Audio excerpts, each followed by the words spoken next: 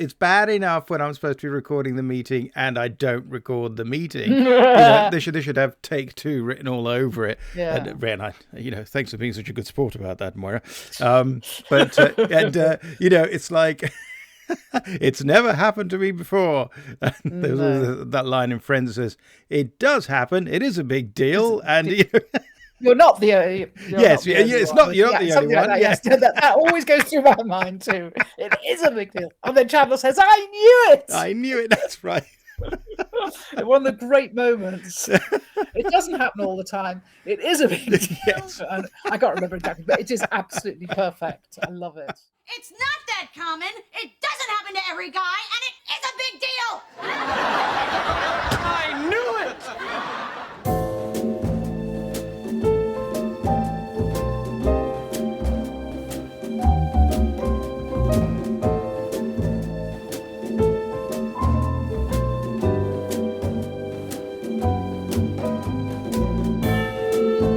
I'm your host, Sergio Angelini, and welcome to Tipping My Fedora, where we discuss movies, books, TV, radio, and much more besides, all from the darker side of the street. My special guest today is Moira Redmond, friend to Tipping My Fedora, and also a sensational blogger, podcaster, and journalist. She of Clothes in Books, the blog that absolutely will change the way you read books forever and ever, and the way you watch movies too.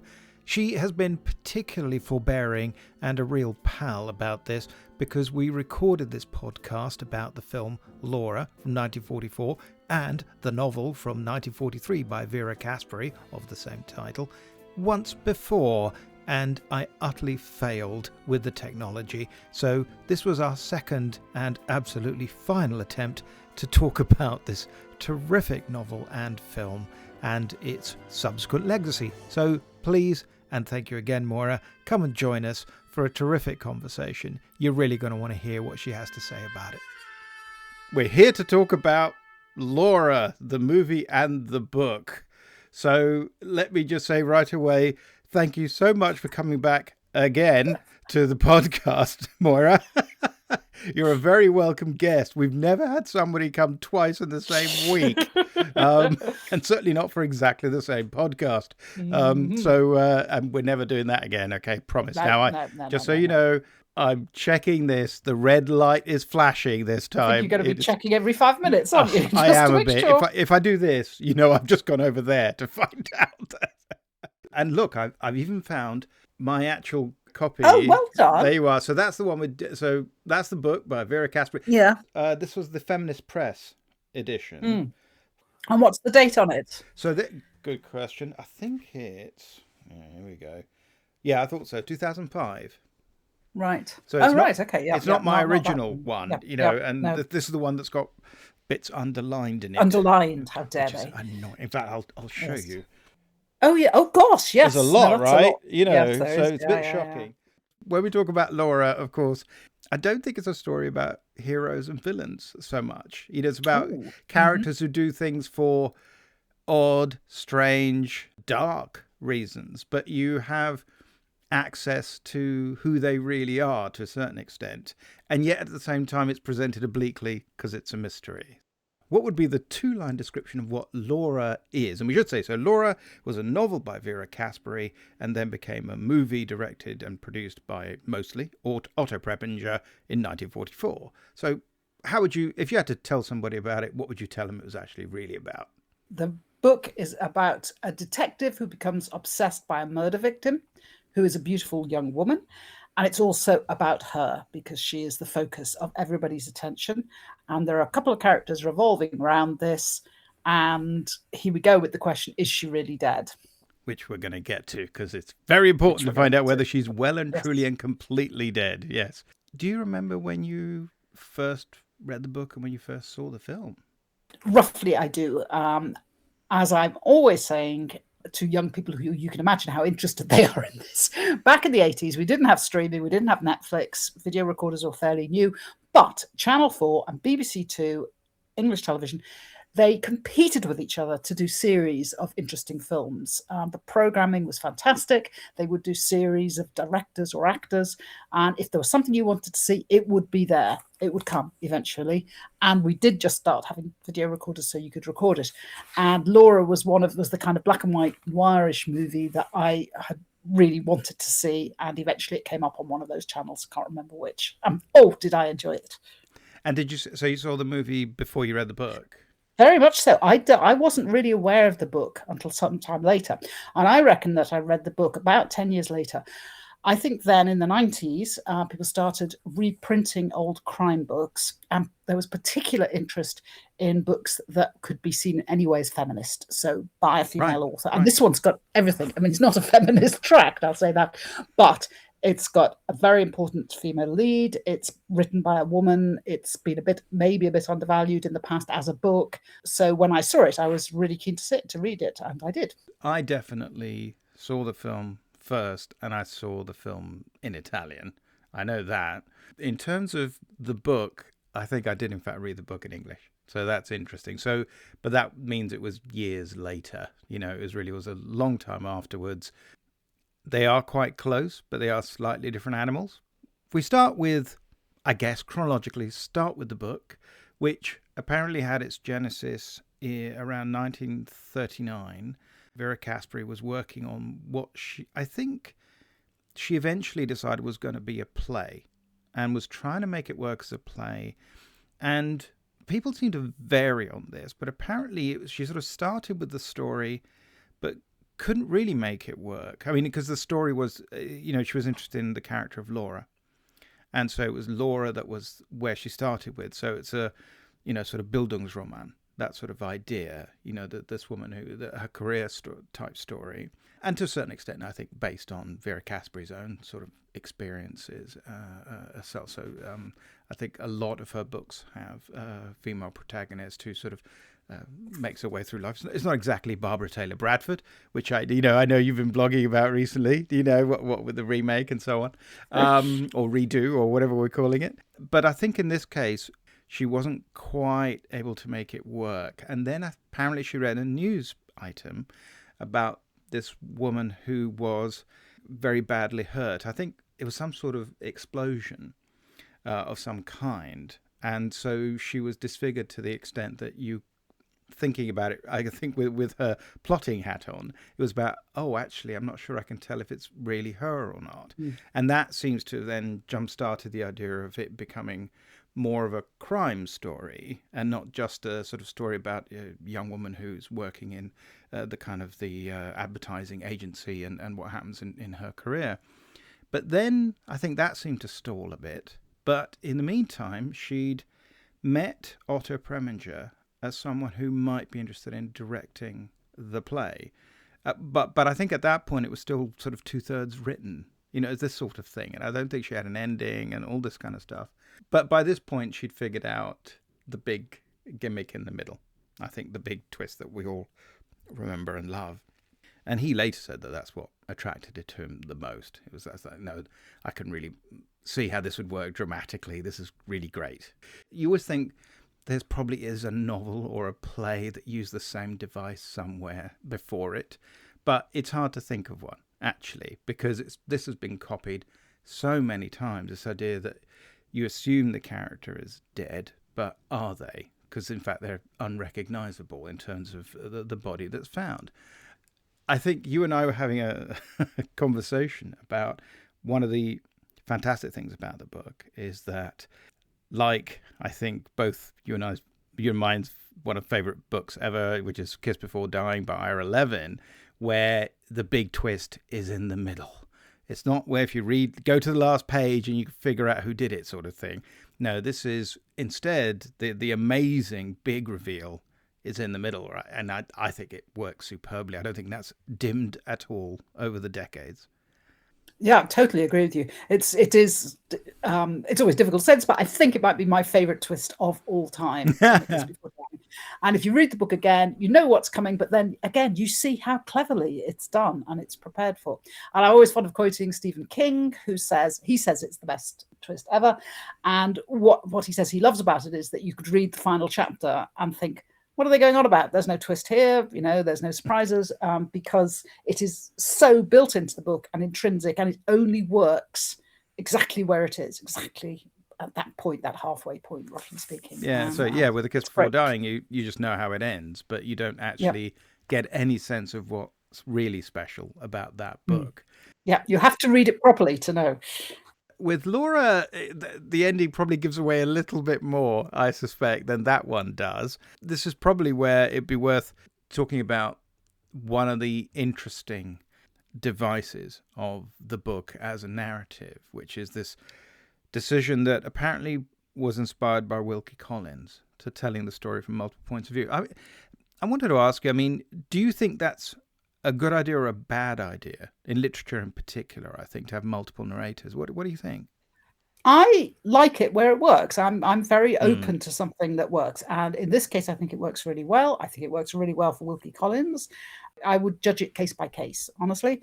And here, I think it's cleverly done. And the more I think about the book, and having reread it, obviously knowing exactly what's happening, I think that is one clever structure, the way the baton passes from one character to another, in fact. So we start with our biggest character, I suppose, Waldo Lydecker, who I think we assume is sort of a bit inspired by Count Fosco from The Woman in White, I think, which is just one of the best books ever.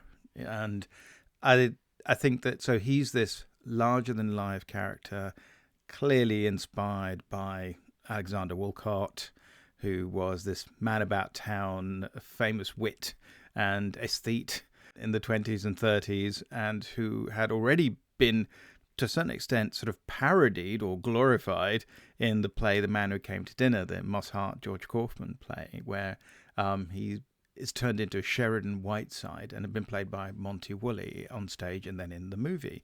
And I've seen that on stage. I saw it at the Barbican with John Mahoney, of all people, from Frasier. Frasier's dad. Which was very interesting. And, I think he's one of the Steppenwolf actors. It's very interesting. Odd, not an obvious bit of casting, but it worked. It's one of those things. But I think at the time it was this huge hit, and the movie, which was, I think Betty Davis is in it, it was a very popular movie. And I think kind of entered, in a way, it made that person who was known to the literati of the East Coast, all of a sudden it sort of, that, despite the fact that it's not him, it made that character, that sort of person, even more famous. So then we get this character in this book, which is definitely inspired, I think, by Alexander Woollcott.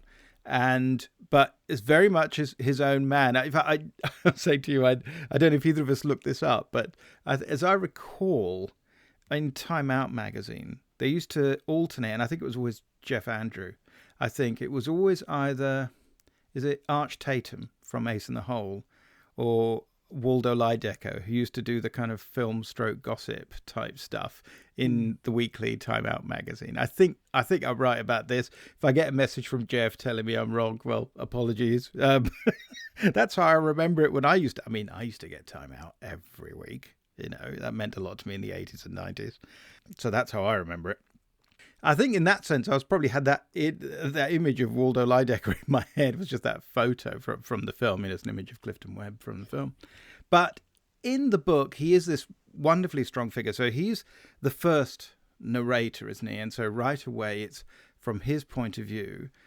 And he's talking about Laura. And it's quite clear that he's sort of mad about her, I think. But at the same time, it's very self-revealing in an interesting way, because he's this incredibly big character. He thinks he's the most interesting person he's ever met, things like that. And I think that's sort of fascinating, very funny. But do you think he's a credible persona beyond a sort of lovely fictional creation? Do we know people like that? I think we do. They're putting it on in a way, that's I kind of, nobody's really like that, but people wear a persona, and that's the kind of persona that they like. I'm the Oscar Wilde of my generation. I make funny remarks. I do those reverses that sound, in this book he says, oh, but no, I like children. I wouldn't want my neighbour's children to be eaten by wolves, is what he says. And this is a sort of typical remark about it. And he's got what we would almost say was a camp sensibility, and he's very affected, is what you would also say, I think. Yeah. And it's very funny and really enjoyable. I think it's great. And yes, I would say I've known people like that.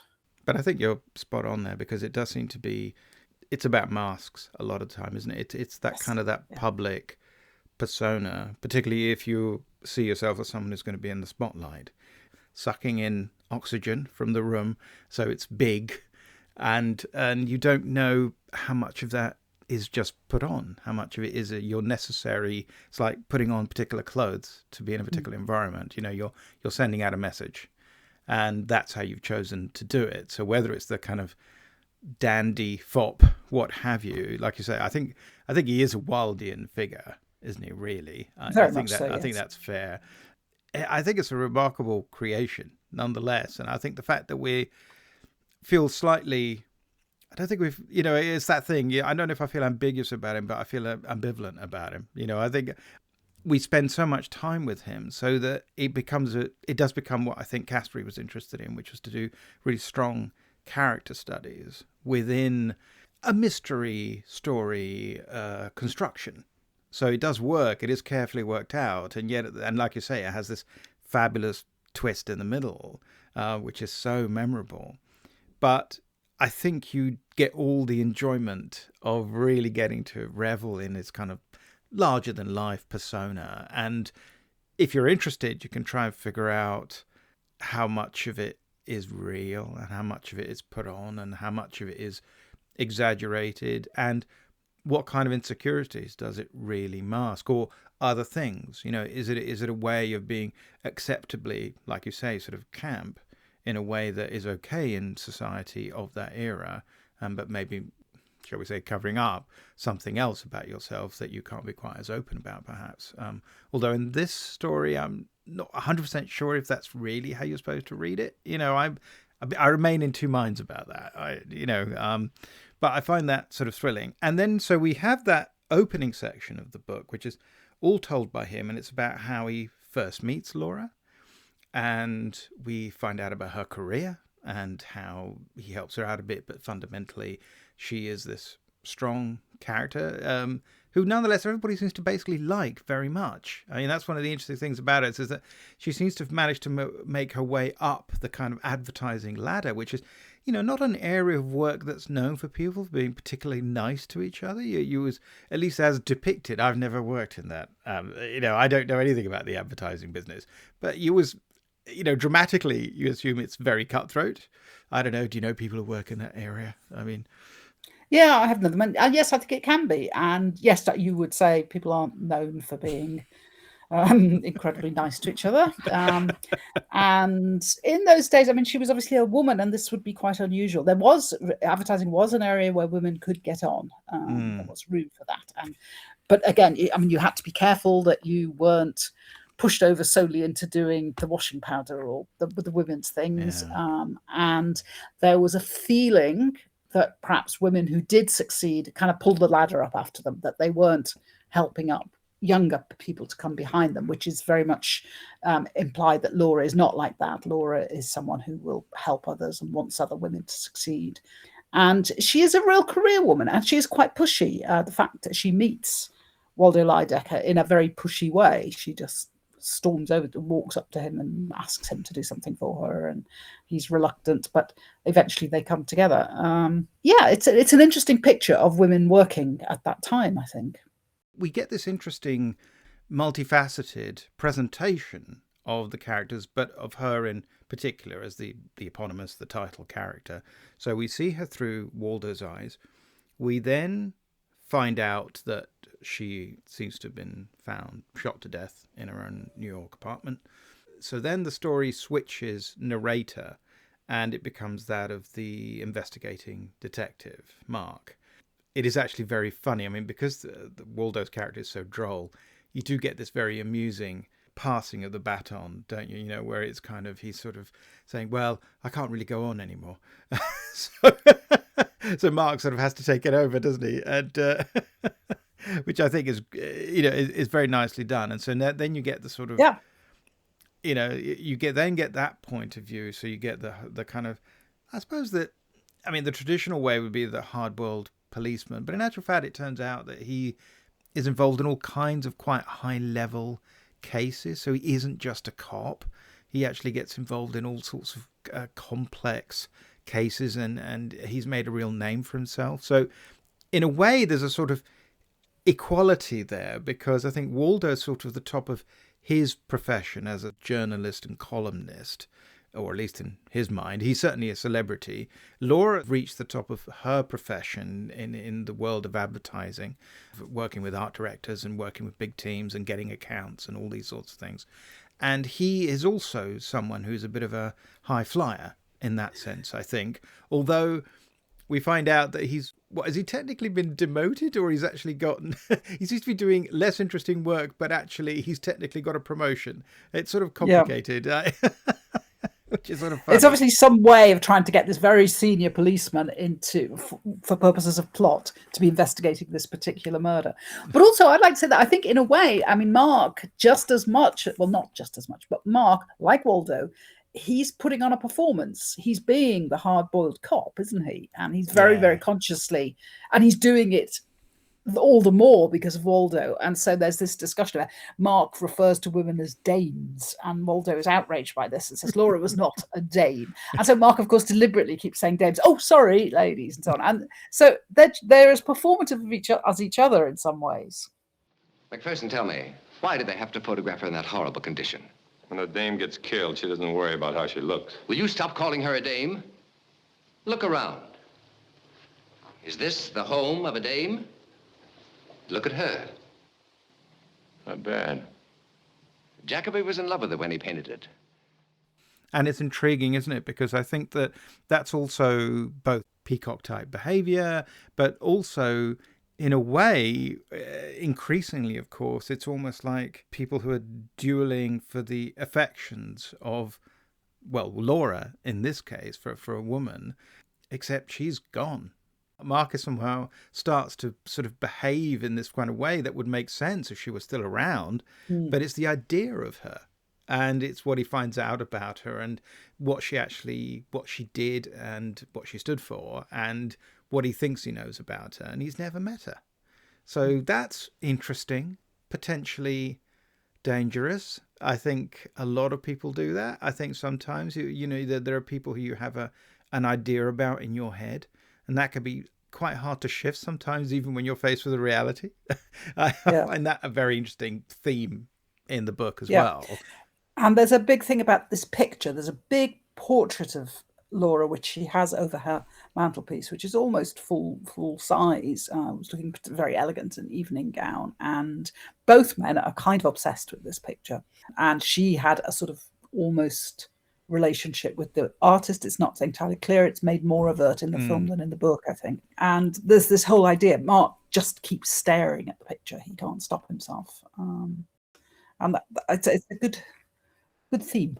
I mean, I was going to say, it is interesting, though, in the sense that she's presented as as a positive character, one that's liked, one that isn't conniving, or, someone who's done well in her career. You assume that she's bound to have trodden on some toes. Like you say, she does have a steely exterior for when she needs it. She can be aggressive as necessary, especially in that environment. Otherwise you're not going to survive. You're going to sink. You're not going to swim. So that's inevitable. And so therefore we don't really see it, but we know it must be there, we for the most part. But then he picks up the story. Then we will get the point of view of Shelby, because he's being interviewed by the police. And Shelby was the man who Laura was going to marry. I find Shelby to be the most peculiar character in the narrative, in the sense that maybe I just want Laura all to myself. I just don't understand. I don't understand why she would want to marry Shelby. I mean, we've talked about this in the past, and I think I jokingly sort of said, well, is he almost like a beard for her? But more in the sense of conventions of, well, he'd be a useful husband to have, or a useful idiot almost. But, someone who, yes, he's my husband, but she can actually do what she wants now because she's ticked that box.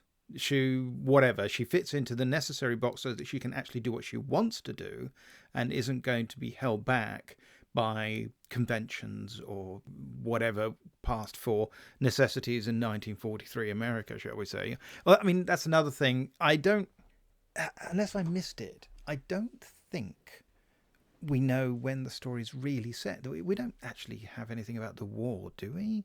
No, I don't think so. No. But I think you're not meant to assume that it's pre-war, I think, are you? It's definitely 40s, Yeah. which actually, of course, the US didn't come into the war till the end of 41, but the end of 41. So, I suppose it's in that sense that advertising and things like that might seem overly frivolous. I suppose, and if you're on the other hand, it's not a book that's talking about how they're doing all very important jobs or anything. I don't think I don't think it's skewing that way either. Yes, I think Mark should have signed up. He should have gone off to the forces, shouldn't he? Well, exactly. So either he's too old, or he's got flat feet, or a punctured eardrum, or something, or his job is too valuable. His job. Well, maybe that's it. I mean, what do you think about Shelby? Because we get this Q&A. It's a lot like the sort of thing you would get in an Ed McBain book from the 87th Precinct, where you just get the dialogue. And again, because Vera Caspary was quite experienced both in writing for the stage, but particularly for the movies. So we get just the Q&A. You get nothing else. You just get a transcript of the conversation. So you sort of get Shelby's voice without him having to actually narrate it in the first person, as it were, as a text that's inserted. It's just taken from the files of the police force who's interviewing him. What do you think about Shelby? How plausible is he? Would she marry him? Well, yeah, he is plausible. You kind of know what kind of a character he is. He's never going to be anywhere. He's a certain type of, certainly in literature, that Southern gentleman who can't achieve anything because he's never had to do anything all his life. He's never been tested in anything. And she doesn't, if I'm honest, Laura Caspary, sorry. She doesn't, if I'm honest. Yeah. Vera Caspary does not do a great job of saying why Laura would have fallen in love with him, why she would have been in love with him. Now, I can kind of see that as a husband, you might think, yeah, you know what he'll do. He's not going to give me any trouble, what you were saying just then. They're quite modern in the sense that he apparently has no problem with the fact that she obviously earns more than him. She's got him a job, but it's obviously just nepotism. And she's going to be supporting him, basically, looking out for him. And all he's going to do is be a Southern gentleman, possibly drinking too much bourbon. I don't know. But I think I would say if only she just made it a bit clearer why she fell in love with him. If she did fall in love with him, we could have had a bit of explanation of that. It would have been nice. Yeah. Because I think you could make a case for it. Yeah. Okay. But he doesn't come over well, I have to say. He really doesn't. Well, as I say, I want your input here. I've got my eye on Laura for myself, clearly, but, any opinions about Shelby I need to get from you. I think Mark is a more interesting person. You can see why, he's drawn a certain way. And Shelby is, well, he's just a bit weak, isn't he? As I say, he's just sort of, but maybe, I don't think there's anything in the book that makes us think that that's what Laura thinks. I think we assume it from the outside, don't we? Because you sort of think you're trying to square it. You're trying to think, what's the attraction? And again, beyond making snarky remarks about how, well, maybe he has hidden deeps or hidden talents or, as it were. But superficially, on the surface, beyond being tall, dark and handsome or what have you, it's hard to understand really what the attraction for her is beyond convenience. And yet she never says that. She never implies for a second that she's settling or accepting second best or whatever. She really isn't. I was thinking because earlier you mentioned Tennessee Williams, and that you could totally see Shelby in a Tennessee Williams play, couldn't you? A sort of failed Southern gent trying to keep something up. Definitely one of his. He's a Tennessee Williams character, I think. Yeah, definitely. Almost like a Sweet Bird of Youth sort of thing, or a Faded Gigolo. Perhaps that would have worked, but he would be too dull. They would have to make him more interesting. In a way, he just doesn't have anything to say for himself.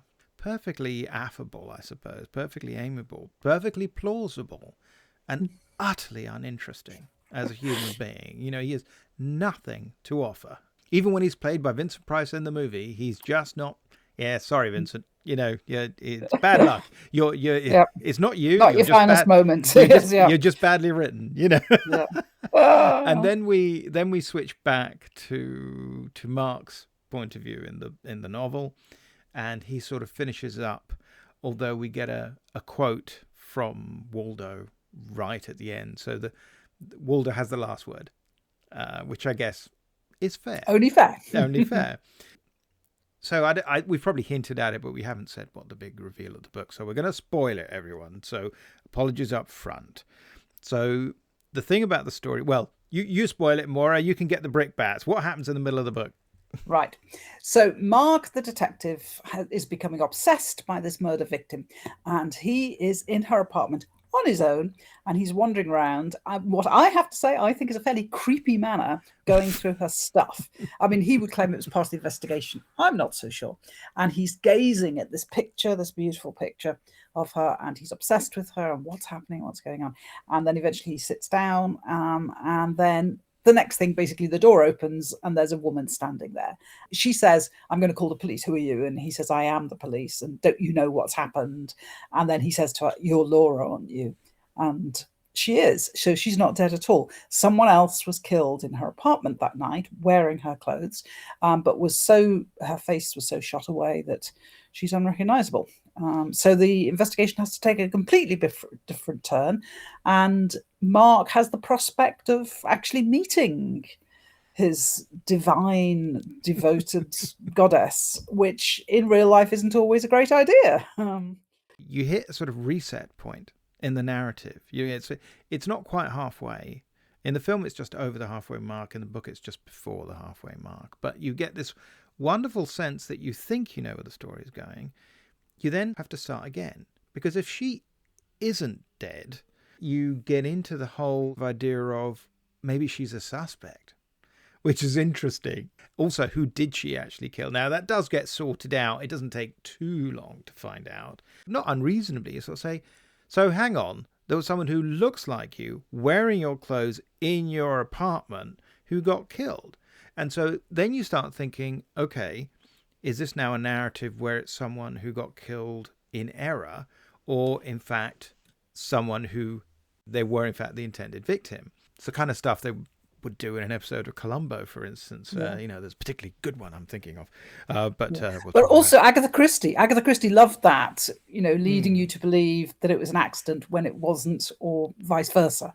You can't ever assume anything in Christie. No, exactly. And that's always one of the fun things, isn't it? Because you sort of think you're looking at the wrong motive, you're looking at the wrong potential victim, and therefore you're looking at the wrong potential suspect. So here it emerges that the person who died is Diane, and Diane, turns out, was one of the models used by the agency. So we know who she is. She is sort of a character, but I don't think, do we actually ever meet her in the present tense, as it were? I can't remember. We hear about her. I don't know if she ever speaks to her. We hear a lot more about her in the book than in the film. In the film, she is nobody. She's pushed out. There's a photo and that's it. Yeah. Yeah. In the book, some conversations are described, or some events are described. There's some business with the cigarette case. She just has a bit more of a personality. And in fact, it's quite different between the book and the film, because in the book, Laura has lent her apartment. This poor girl, who obviously isn't nearly as successful as Laura, lives in a horrible boiling hot apartment, one room. It's a difficult weekend. It's going to be awful. And so Laura very kindly says to her, "Why don't you come to my apartment? I'm away for the weekend in my country place. You can come to my apartment." So there is a reason why she's there. So there is a bit more to her there. And she and Laura have a relationship of sorts. What then makes it complicated is that we fairly quickly realize that in fact she has been having some sort of relationship with Shelby. So in fact, if we wanted to get into, and why should we, but if we're talking about sort of film noir type tropes, then if you're thinking, well, if you have to have a femme fatale, then strictly speaking, she sort of is. Because Laura definitely isn't. I don't think she's really a femme fatale. She just behaves a bit like one in the sense that you're thinking, well, is she madly in love with Shelby, or is he just a stepping stone? Is it, is she in fact being the slightly more callous, slightly less ethically clean version of Laura? But Shelby, because this whole business about the key and everything, and how did she get, so the idea that he's gone over there and basically he's going to have a sort of his wicked way with the kind of fake version of Laura, almost, the kind of slightly younger. The whole point is she kind of looks like her, and it'll be in the same environment that Laura's usually in. At which point it's sort of, does that mean Laura knocked her off because she was jealous or something? So I find that intriguing. I like the way that it reverses the narrative trajectory. So you're moving forward, but you're having to rethink it. And I think, this is clever. This is good stuff. And yet it doesn't feel like a mechanical story where you're just sort of moving from one cardboard cutout character to another. I think that's what gives it its staying power, I think, as a book. It's not just a clever storyline, which is, right. I think we give it credit for that. Yeah, it also extends the pool of suspects, because to be honest, there are not many people in this story, and so just bringing Laura back and making her possible does mean that there are more options there for Mark. and we exactly, and we do get some. I mean, then we find out that Shelby really seems to be already sort of having a dalliance with her, and then there's this other character that he's having a dalliance with, which is the Anne Treadwell character. And again, you're sort of thinking, hang on a minute, and yet somehow he is this. What does everyone see in this guy? I refer myself to my own previous statements. What's this guy got going for him? Well, Moira, it's something. I think it's that old Southern charm that you're underestimating. He's obviously gentlemanly and courteous and courtly, I think. I mean, he sounds awful. Absolutely, I do agree with you. But women like a bad boy. There you go. So there you are. So yes. So that's sort of the story in the sense that we're going to spoil it, but okay, we find out why that person got killed, why Diane got killed, and whether it was it a revenge killing or was it a mistake. We find out who did it. We find out how, which is interesting and a little weird. I was thinking we could talk about that for a little bit when we talk about the film adaptation, just because it's not a big deal, but they slightly changed it, just the mechanics of it. The play didn't quite take off, but it was in typical fashion for that era. The book was serialized and then was published in hardback. Rights were bought by 20th Century Fox. Preminger, who was now at Fox. So it's a slight coincidence, because he was someone who says, oh, no, I remember Laura. Okay, I want to be involved. He was someone who had done a lot of production before the war, but again, European immigrant after the rise of the Nazis, but was kind of mostly sort of playing Nazis in American movies. But he wanted to produce and direct. I mean, he was always a great performer. It's probably his best known acting role is probably in Billy Wilder's Stalag 17, where he plays the captain of the camp, and he's brilliant in it. He's absolutely brilliant. As I was saying, fortunately, those two men did not get very far. They had the good sense to rejoin us again, so my record would stand unblemished.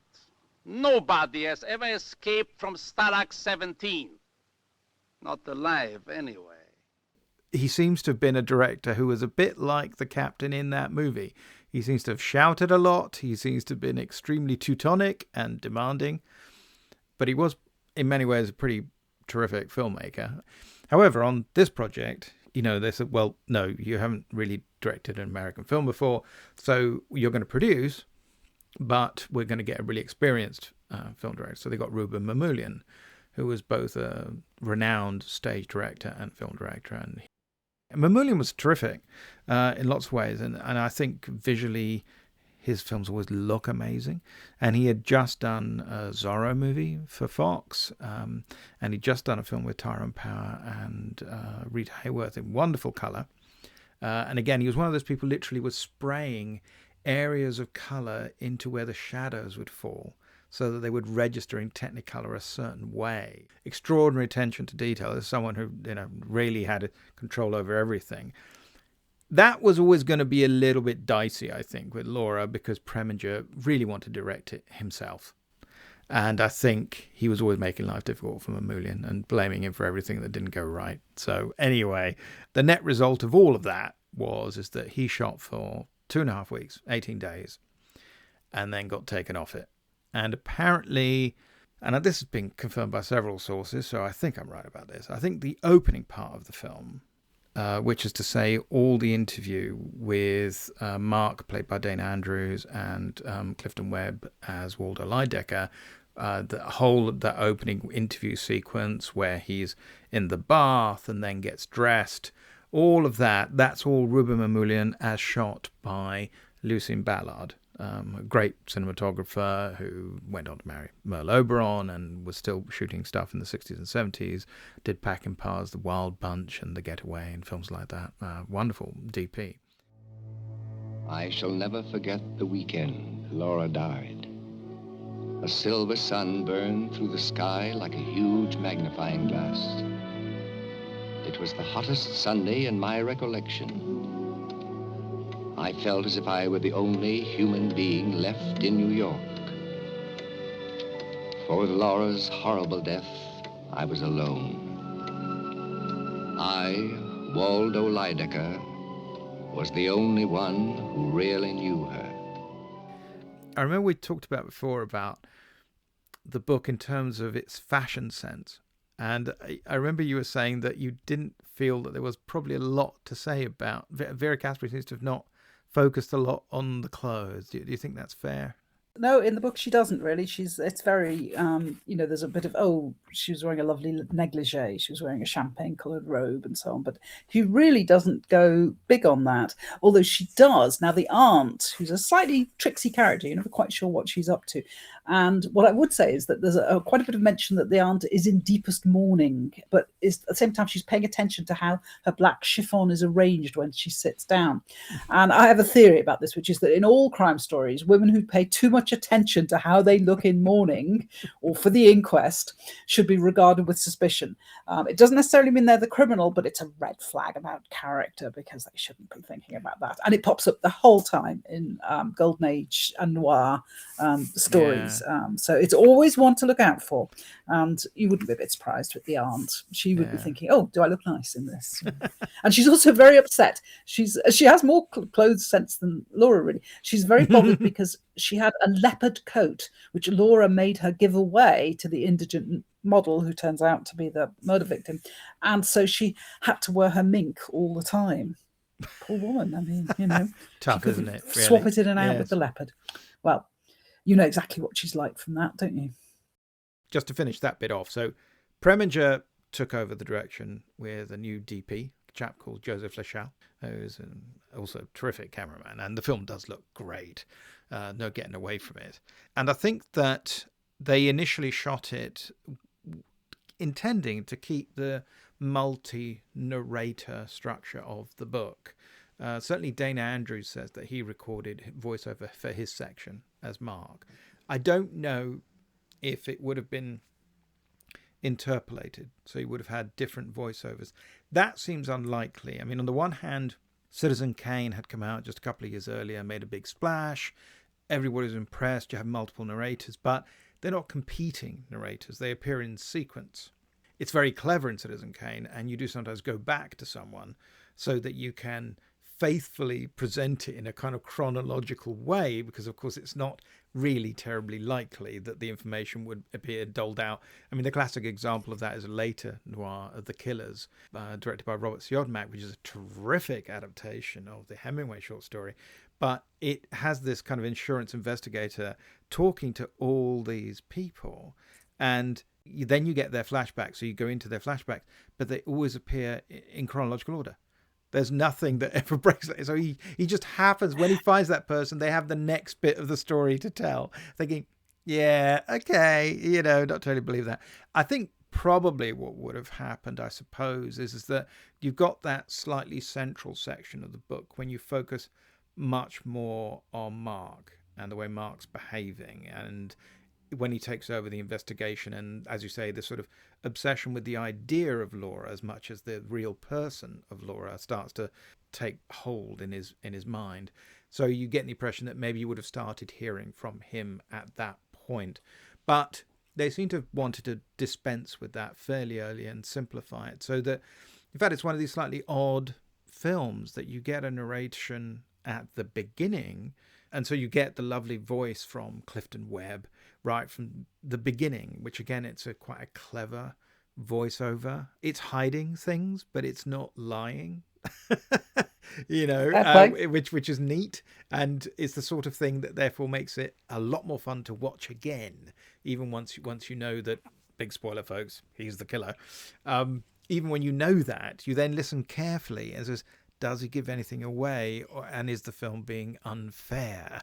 Which some films are, and it's naughty, because I think you want to treat the audience with intelligence and also flatter their intelligence, saying, no, I don't have to lie to you to lead you up the garden path. And so therefore here you listen to what he has to say, and it's all true. And that's the thing about Waldo, in a way, is that he stops telling his story even in the book up to the point where he would have to maybe start telling us the things that would be too self-revealing. And so the film does the same. So, but they just drop the voiceover. At a certain point, we stop hearing him on the soundtrack. That's it. It's just voiceover's over. now, so never mind. And we get that opening sequence. And right away, I was going to ask you about the fashions, because we see Waldo spending forever getting dressed. We don't see the women getting dressed. We don't hear a lot about, although I've got a question to ask about specifically about one bit of fashion in the film. But what do you think of this suit that he puts on? I always think it looks really heavy for a summer, that it's explained as being a summer heat wave almost in New York. It's a hot day. I mean, okay, so of course they're shooting in California, so it always looks very sunny. But what do you think of this huge thing with the trousers right up to your neck almost? I love that suit. I can't take my eyes off it. It's just amazing. And I mean, it looks like it almost doesn't touch his body except the trousers, except at the waist. It's so wide, but it falls perfectly. And I'm just lost in admiration of that. I just love that.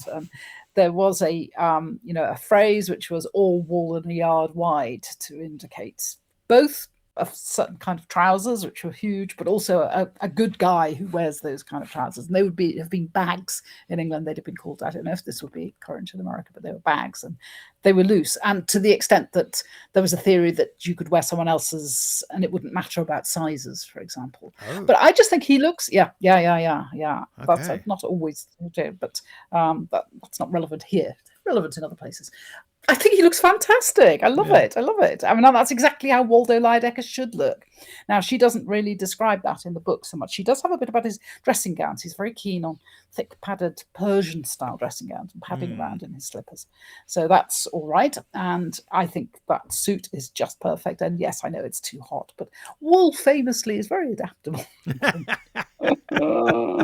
No, because it reminded me weirdly. It's one of the things, it must have been, it was probably around the time that I first saw the film, so it was the 80s. So of course, the trousers almost looked like what I used to, in my youth, I used to call bunny rabbit trousers, because there was, you would have like, sort of 3 vents at the front, in the pleats at the front of the trousers, in the middle of the 80s, and so they were so baggy, very much so, yes, that you could hide a bunny rabbit in it. So that's why I call them bunny rabbit trousers. I've never heard that expression. No, it's that's one for you. It's a Sergio that's line. One of yours. So this is in Singapore by this point in the 1980s, where people were very clothes conscious, and I always looked like to look nice, but I was, nobody's a drove a clothes horse. But you just sort of put these things, I think, these are ridiculous. Because, of course, in Singapore, it was cheaper to get something made than to go out and buy. You could go to Marks and Spencer's, it'd be St. Michael, the overseas version. But it would cost more to get that as an import than it would to just go to your local tailor. There'd be a place called Holland Village or something, and you'd go there and they just make it for you and be ready in 3 days, and you put them on, and they fit great. They look just fine, and everybody had nice clothes, but they were absurd. After 2 years, You definitely couldn't wear them anymore. It's kind of like the Miami Vice look. It's sort of Exactly. that idea. It's that 80s. And when you watch anything like a video or a film or Miami Vice from that era, you see all the men are in these incredibly baggy, pleated. Yeah. That was what you just said, that pleated thing at the top. They're enormous. 3 pleats. That was the man. You'd have one that actually was actually for the seam, for the all the way down, and then Right, 2 other yeah. huge ones. You're thinking, Yeah. okay. Yes, Anyway, Yeah. moving So that was on. coming back in, I suppose. The 40s, people did have these large That's wide what trousers. that's what I Not wondered. quite like your Yeah. footy rabbit trousers, but they were big. And then it's certainly in England that became a thing that because of rationing, clothes rationing and material rationing, you shouldn't have very full styles. So in England by then, they would have kind of not been having big wide trousers. That everything was supposed to be much more fitted. Skirts were more like pencil skirts or fitted. I'm not sure. Now, somebody will know this, but I don't know if there ever was clothes rationing in the United States or not. It's a good question, actually, isn't it? Yeah, I Because don't it was know. a huge thing in England, very, very important. Pops up in books and so on all the time, about your coupons and the black market, and should you be wearing full skirts? No, you shouldn't. And I don't know if that ever took. I know you always But imagine, with things like silk, because they needed them for parachutes or something, yeah, exactly. That the soldiers' uniforms must come first. Yeah. But as we say, there is no war going on in this film, so it's not an issue there. But I do have something interesting, I hope, to say about the fashions, which is that the costumes for this film, certainly everything that Laura wears, were done by somebody called Bonnie Cashin, who most people won't have heard of now, but she had had quite a career in film and theatrical costuming up to this point. Was very successful and had, soul value here, where Laura wears some lovely outfits. They're quite a key part of the film. But after this, Bonnie Cashin went into more normal, you might say, fashion designing for every day for women, and was extremely successful in this. She had collaborations, as you would call them now, collabs, with a lot of big names, and everything always had her label on. She was the original label designer. And what she specialized in was a certain type of clothes, which became very successful and popular in the States in the late 40s and 50s, which was called sportswear, which was not what you wore for the gym. It wasn't your athleisure, as you'd call it now. But what it meant, it was not fussy clothes. It was straightforward, streamlined, fitted, attractive, very suitable for professional women, for a woman going out to work. Easy to wear, but looking very smart and looking appealing, but not in wouldn't have very low-cut necks or that kind of thing. Wouldn't have frills and flounces, but a typical Bonnie Cashin dress would be a substantial knitted fabric, but very nicely fitted to the body. But it would be covering up from neck to knees and down to the wrists, yet somehow quite sexy and attractive. So Bonnie Cashin, and there were 2 other big names then, which were Claire McCardle and Joe Copeland, and they just led the way over this time. So I think it's very interesting that that's who does Laura's clothes, because she is a career woman in this book. There are a couple of instances. She goes to her first night with Waldo, and so she has a beautiful dress for that, and a dinner party. She has but when we see her in everyday clothes, they are all very much in that nature that I've just described. These fitted, attractive, appealing, but not fancy, not frilly, not as you can imagine.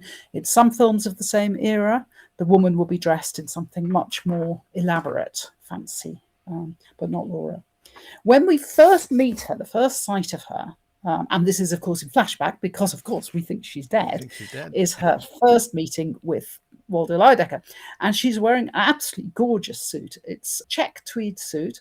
She's got a matching hat, and there's a jersey underneath the suit, which is trimmed. The hat and the jersey are in the same material as the suit, but done on the bias. Now, I'm going to say no penniless girl, as she was then, struggling to get a start in New York, could possibly have afforded that, but it's great, and it's working girls' wear. And no wonder Waldo Lydecker liked the look of her in her lovely suit. Yeah, but as you say, because it's a great opening scene, isn't it? It's she kind of pushes her way in and then makes him feel bad for the fact that he's behaved rudely, but he was in fact being thoroughly interrupted while having a meal, granted in a public place. So he could have he could have been nicer about it, but he could have equally sort of said, I'm having my lunch here, sorry, but I don't do business during lunch, bye-bye. Yep. And she won't go away. She's very persistent, and and then he has to come back and sort of grovel. But of course, it's almost like a scene in a screwball. In a way, it almost belongs in a different kind of film, because in the sense that if you assume that they're going to end up as friends, it sort of doesn't quite matter if they're rude or mean to each other or embarrass each other or trip each other up in a real screwball, where, because it's okay, they're going to be all right together afterwards, but or usually get married at the end, but not in this case. So Sadly, here, no. and then we get the montage of them doing things together and so on. So you're thinking, no, okay, they've become very good friends. Equally, I do like the way Gene Tierney plays it, because I think she was 24 at the time they were filming it, but she gives it a very grounded kind of performance. I think you believe her. Okay, she's one of the great beauties of the era. So these are Hollywood types. They all have more symmetrical features than anybody else in the whole universe. They all look fantastic, even the extras, unless they're not supposed to. So, okay, they're not regular humans. But in actual fact, I like the way she comes across, because she's very multifaceted. And it isn't just because Caspary, in particular in the book, presents her from multiple points of view, but actually she has to be able to be convincing as being a little bit tougher, but also a little bit naive. She also has to be someone who actually does like Waldo, but starts at a certain point to just sort of know him well enough to sort of put up, shall we say, with his whims and eccentricities, if we're being polite. But the fact is that he's being possessive. But that equally, sometimes she does, in fact, agree with him. When he sort of exposes one of her beau's failings and writes a sort of excoriating article about him, she laughs along. She agrees with him. And yet, when she's then given, it's almost like a comic version of The Third Degree, because they literally shine a light on her face, they do the whole, thing. She's angry. She's annoyed that she's being treated as a potential suspect. And yet, in terms of the narrative, we don't know why she was out of town. We don't know what she was doing for those few days. She sort of says, I had no idea that there'd been a murder in my place. That's why I didn't come back. You're sort of thinking, oh, really? There is enough there to be a bit suspicious about if you're dealing with the characters as if they were just in a pack of cards and they're all suspects and it's Cluedo. But nonetheless, she's tough character, but she's interesting, and she's not off-putting. But she remains a tough character. I mean, I think you were sort of saying that, when we start talking about Shelby versus Mark, does she need either of them, or Waldo? I mean, actually, maybe Waldo, in a sort of way, was the perfect guy for her. Yeah, I know. It's. I mean, what it does show is the depth of the character, that you can have this contemplation of them and this wondering about it, because you do end up thinking, as I would not be the first person to say this, I've read it several words, is it ever going to work? I mean, spoiler, they're going to end up together, Mark and Laura, but is it going to work? Is he's going to want a more traditional wife? She's not going to be a traditional wife. She's going to want to carry on working. He's not going to want a wife who earns more than him, which again is the very slight argument in favour of Shelby, but it is even more an argument for Waldo. He's never going to earn. He's never going to earn more than she is. Yeah. So yeah. And you think, oh well. Obviously, there's a huge age difference, which I'm not sure that it's spelt out what it is, but it's there. No. But that would be seen as a massive red flag nowadays, to be honest. But you can't apply those rules to something that was happening a long time ago, and it would not have been seen as such. It would have been worthy of comment, but it wouldn't have been seen as a red flag. People wouldn't have been bothered by the fact by an older chap marrying a young woman. It happened all the time. Maybe she should have considered him as a serious prospect, because they got on really well. They could rub along together. What's wrong with that? Yeah, exactly. I mean, yeah. So he's twice her age. In terms of the actor, I think Clifton Webb was in his 50s. Let's put it that way. Whereas at least Don Andrews was basically her age, and it was sort of at the beginning of his career, like she was. But yeah, Clifton Webb was gay, so and so on. Don Andrews, I think seems to have been a very nice guy, but he was an absolute alcoholic. Vincent Price probably was the right guy to marry, except he isn't Shelby. He's Vincent Price. And Yes. that's the difference. So I think she's great, and it's important that she be great in the film, because I think that... Stands or falls by, is she believable as somebody about whom people get obsessed? That's and because you important. have big characters like Waldo, she's got to be strong enough and interesting enough to be able to stand up to that environment. And I think she really does. Equally, it doesn't change the fact that I think that probably Clifton Webb and Judith Anderson kind of walk away with it. I love the way Anderson plays Anne Furbeck. It is a supporting role.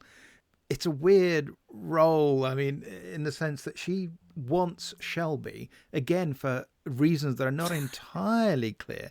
But she sort of says, no, I know what he is, and I know what I am, and it suits me, and it's what I want.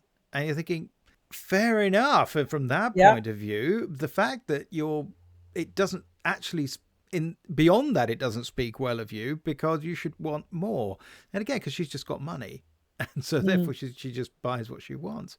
But it's sort of strange. They're because two worthless people together, they are, Shelby. But you made a really interesting comment when we were talking about it. You were saying that, of course, it's so interesting because she played Mrs. Danvers in Rebecca.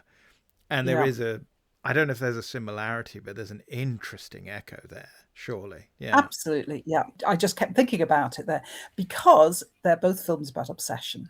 Who's obsessed? Everybody's obsessed with something.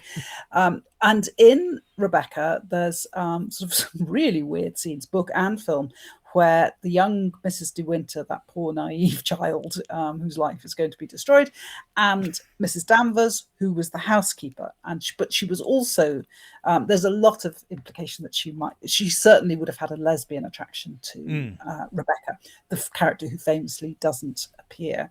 And she's very defensive of Rebecca, and she's very anti her replacement, the new Mrs. De Winter. So there's these extraordinary scenes where all Rebecca's clothes, which are luxuriant and are kept in closets in the house, and the new Mrs. De Winter sneaks in to see them, and suddenly the hideous Mrs. Danvers appears, and then they're both kind of pawing over Rebecca's underclothes and things. I mean, it's really weird. It's weird. But actually, it's not very different from what Mark is doing in Laura's apartment. Again, a dead woman, as he thinks, and he's picking up her stuff and looking through it in that kind of way. And there's the link between them, which is Judith Anderson, who really, I just kept listening to her voice in the film, in Laura. I mean, her voice is amazing, and what she can do with it is amazing. Shelby's better for me. Why? Because I can afford him and understand him. He's no good, but he's what I want. I'm not a nice person, Laura, neither is he. He knows I know he is just what he is. He also knows that I don't care. We belong together because we're both weak and can't seem to help it. That's why I know he's capable of murder. She deserved more roles, I think, than she had. Yeah. She did a lot of stage work, didn't she? Yeah. I think. Primarily. I mean, she was eventually Dame Judith Anderson. She got damed, although she did turn up in Star Trek 3, The Search for Spock. And you know what? She's fabulous in it. Of course she is. She's the one who, I think, has to try and give Spock his marbles back after he loses his brain. But it makes more sense in the film. But she's great in it. But again, that voice, it's a very distinctive, unusual voice. And I think but she's just wonderful. And again, she can be sexy, she can be bloody dangerous. And she's got these amazing eyes. That's why I think she walks off with it, even though she has that weird tea towel wrapped around her midriff, which even you have not convincingly explained to me. Right. I don't I'm get just going to say that you're not a man of fashion, Sergio. No offense here, but Now, it was a very strange. It was a brief, but very much a thing. It was cool. It was an overskirt, and you kind of tied it on. It was like a backwards apron, if I'm honest. I mean, that's what I thought. Yeah. But it was a thing, and it did exist, and it looked that way. And I will say, it's not the best look I've ever seen. No, I mean, in a way, is it almost like a sort of a slightly sexy thing? Not because it's sort of open at the front. except it isn't because you've got the regular Except skirt it at the isn't, front. because So there's it gives the a idea. solid skirt underneath. But yeah. I mean, I don't see the you could point, but okay. imagine. Yeah. No, I could see that, but it was a fashion. It was very reflective of the time. I find it hard to think that Bonnie Cashin did that one, but I don't know whether Yeah. that was. In- Yes. the- But Judith Anson can say, "Give me a cigarette," and I'm just like, "Oh, how did she put so much into that Yeah. sentence? She's amazing." No, so She she really is. like I say, she and Clifton Webb Walks totally off with walk it. off You're with it, absolutely right. and I think they're marvelous. And I just think, I'd love to watch. I'd like to re-see the version of the story seen entirely from her point of view. Talking about multiple points of view, she doesn't get a voice, and why should she? It's a subsidiary character in a way. Yes. There are some characters that are more interesting precisely because you don't spend too much time with them, as we discovered from occasional spin-offs where all of a sudden the minor character becomes a major character, and guess what? They're not that interesting. Here, I would still love it just because I think that because she's smart. She's not mean. She's not dark. She's just, deep down, you think maybe just a little bit sad, but interesting. But again, it just helps when you've got a fantastic actor playing the part. And Absolutely. what are you going to do? In terms of how the film comes across and its sort of legacy, if you like, I mean, I think there's a couple of things. One, obviously the theme song, which was written by David Raxon, and it's unusual as a score because it isn't much of a score. He wrote the song after apparently attempts to license Duke Ellington's Sophisticated Lady fell apart. I know when you listen to you were a bit poo-pooing me on this whole thing, but you got to admit it does sound a bit like Sophisticated Lady, right? Oh, honestly, when you said that, I went and listened, and I thought I couldn't pick out one from the other. He was not straying far from the brief, really. In that one. But okay, it's become this very memorable song with wonderful lyrics by Johnny Mercer. You have rarely met a girl like Laura. Few women have been so beautiful, so exotic, so dangerous to know. You're Laura Hunt, aren't you? Yes.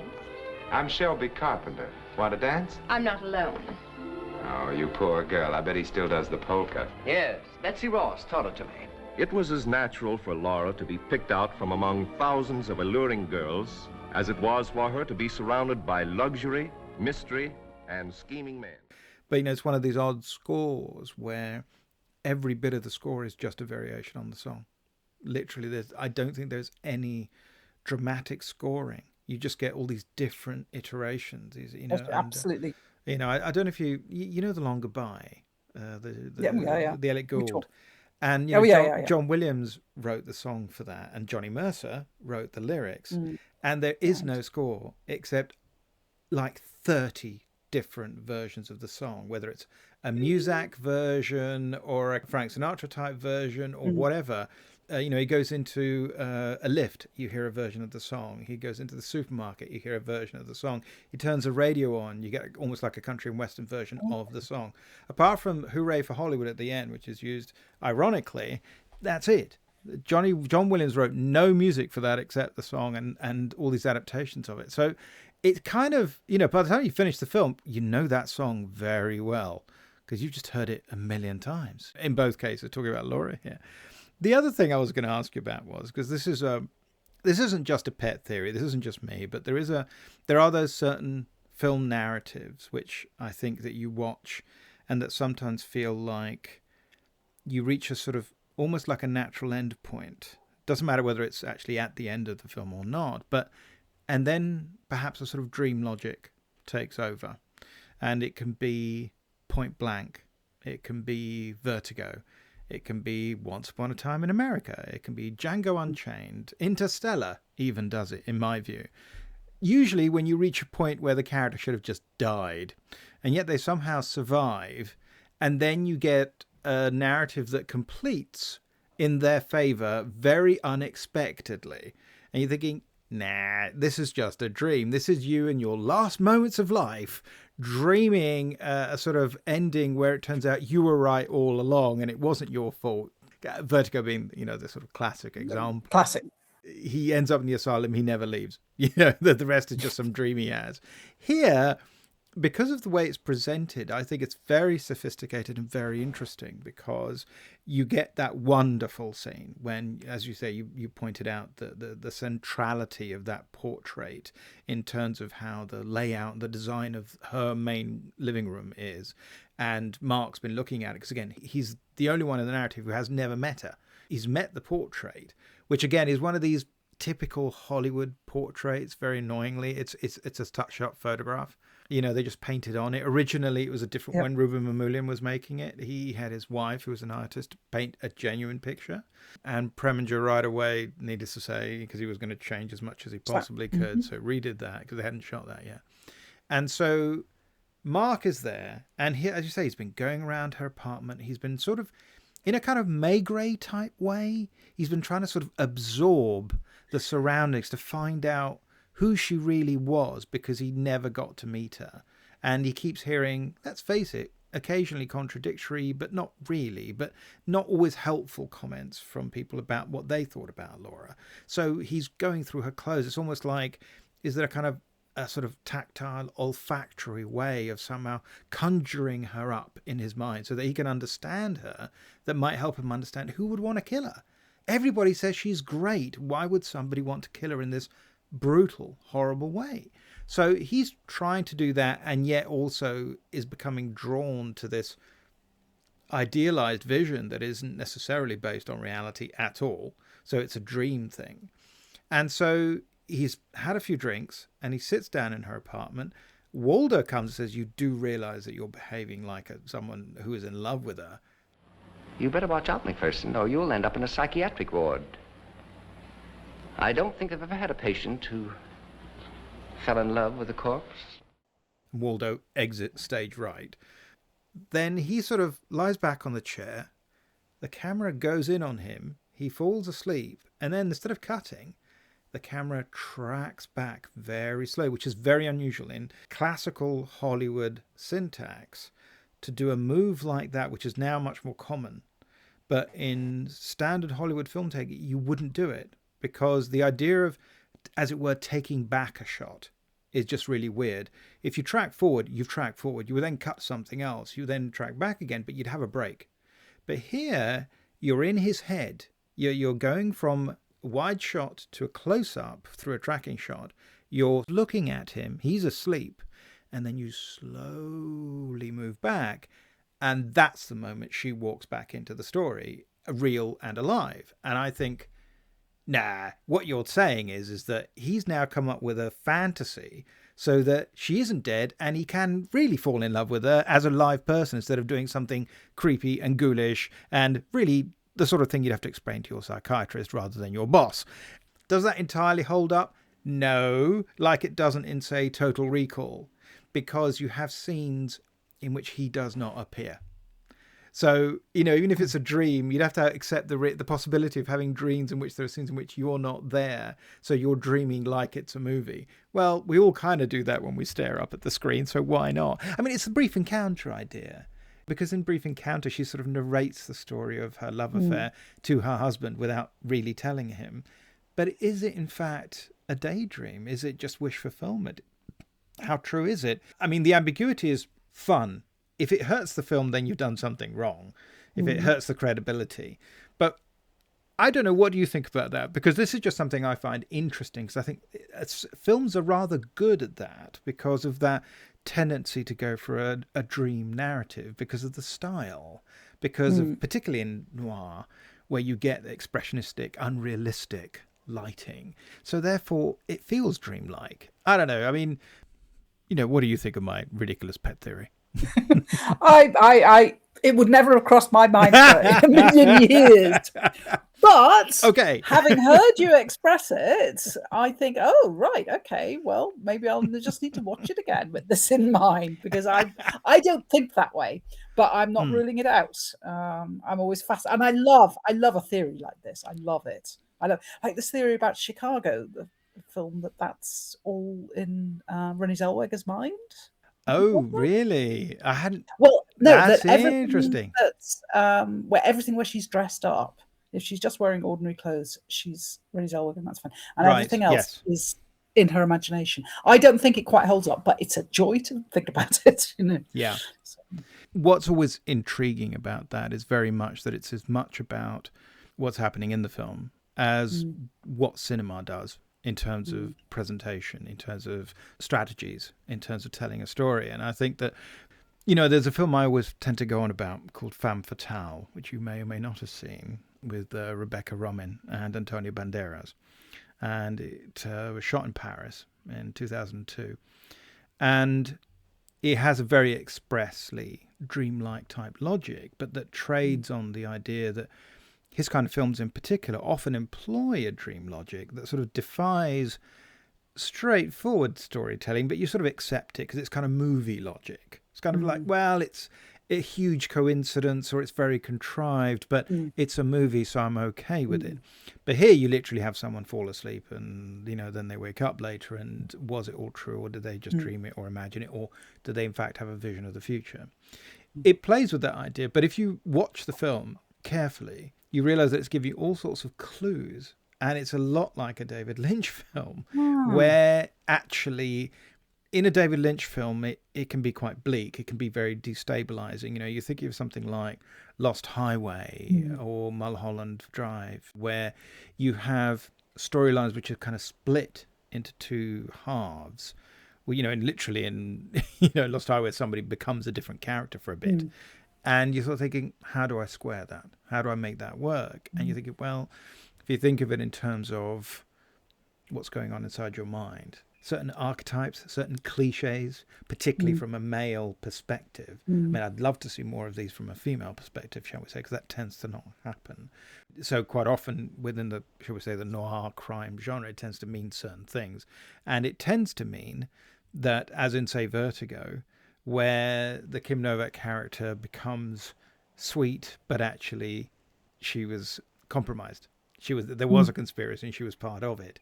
And that's why I always like that in even a film like Total Recall, which is sort of quite fun. It is a very exaggerated sort of film, but the idea that he asks for certain things before he gets put under, and then if you remember what it was he said, you will see them all start to happen.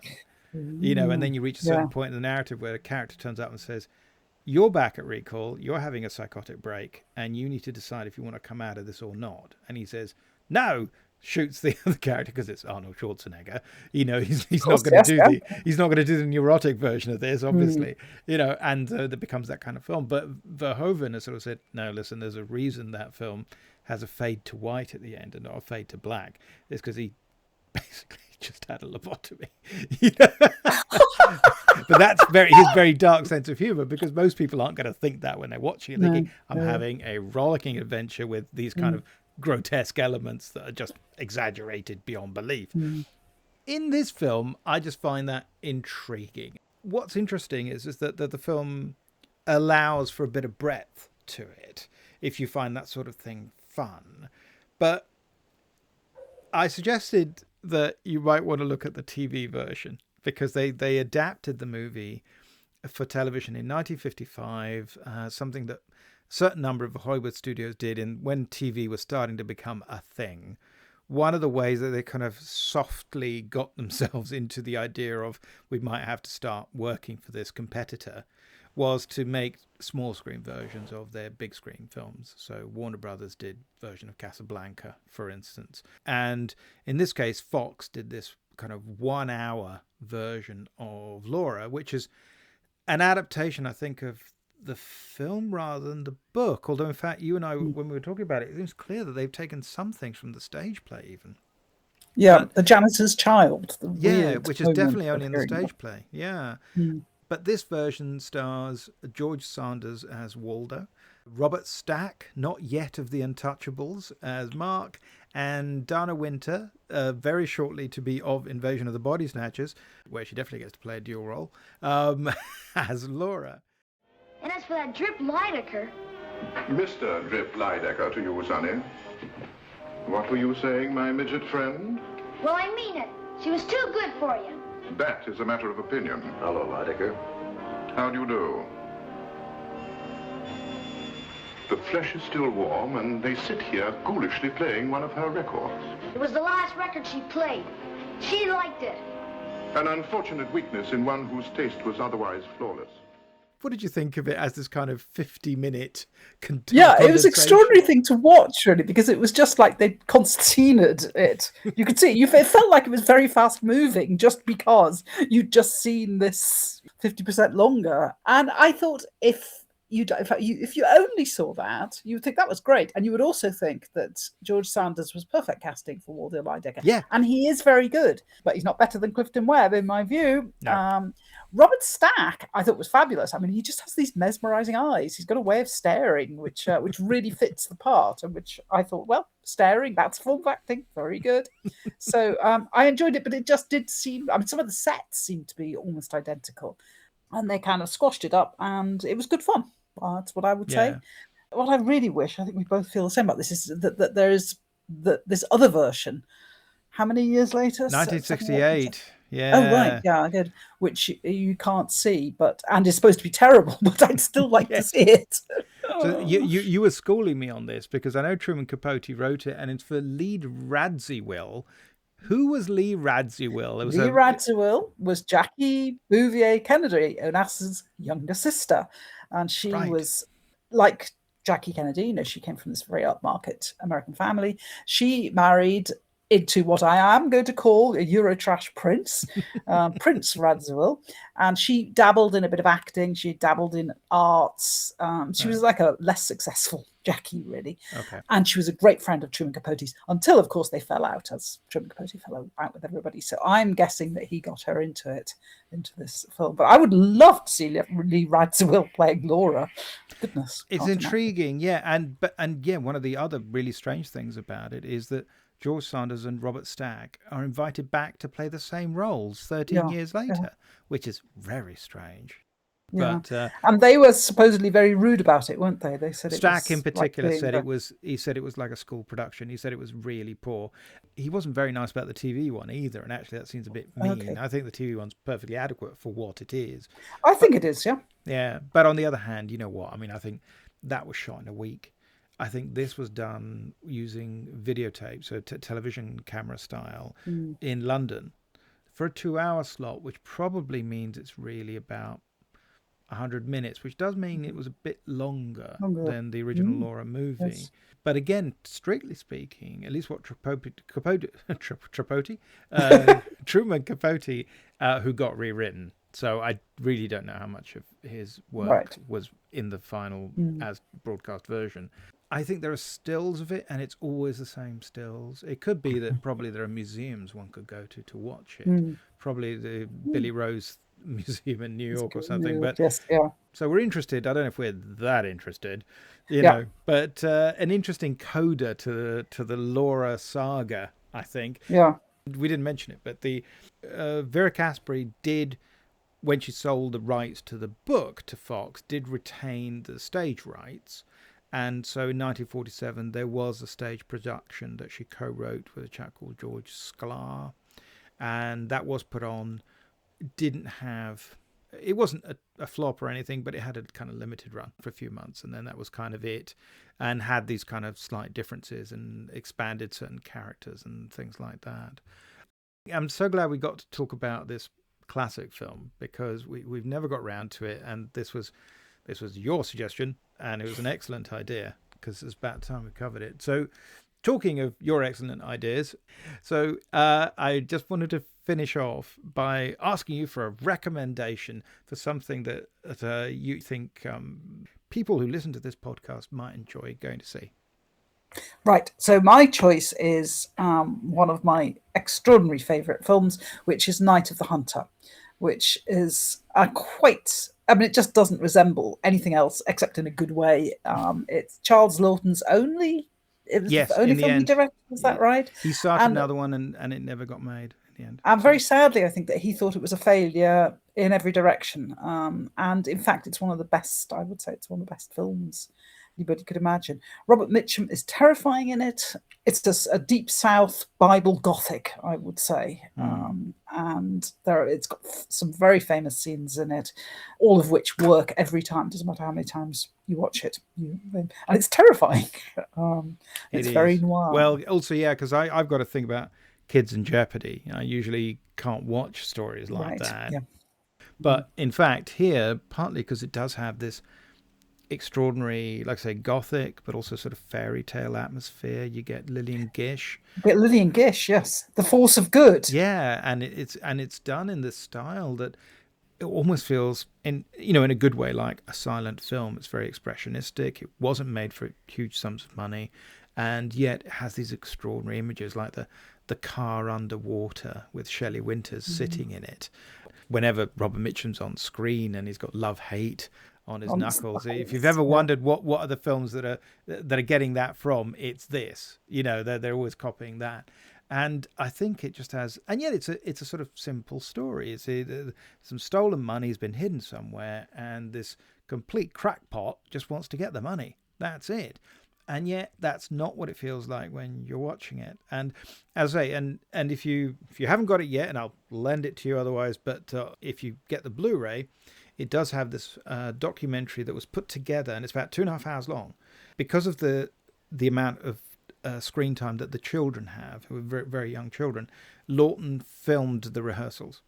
And so they put them together so that you get this incredible sense of how he elicited performances, but also what was going on the set. And it's quite a remarkable documentary, because usually you never have that kind of coverage, from big chunks of the shoot. It's not everything, but it's really fascinating. It tells you just a lot of what it was like for him making it. But what happened is that he was going to make a film of The Naked and the Dead, the Norman Mailer. Oh, yeah. Mm-hmm. And he was in production with that. And stories vary. Basically, they were saying that it became very slow, became very bogged down, and too much money being spent in pre-production. So they drew it to a halt, and eventually Warner Brothers took it over, and it got made. But Raoul Walsh directed it, and it's an okay film. But again, it's one of those amazing books that I suspect resists easy filming. Absolutely, yes. Certainly, in the mid to late 1950s, in terms of censorship, it just would have been a huge problem. But that's fantastic, though. Night Hunter is one of my favourite films. So, it's dark, but damn it, it even has a proper ending. It doesn't. It's not horrible or cynical or anything. It's sort of magical. Yeah, it's good versus evil, and it's not a spoiler to say that good in the end. Yay! On that note, Moira, for the second time running, thank you so much for coming on the podcast to talk about Laura. My pleasure. Oh, this was brilliant. And, we'll do something different next time, I promise. Yeah. Switch the record button on. Yes. Thank you. Thanks very much. All right. And that was great. Thank you. I'm now going to check and turn the button Yes, off. please do.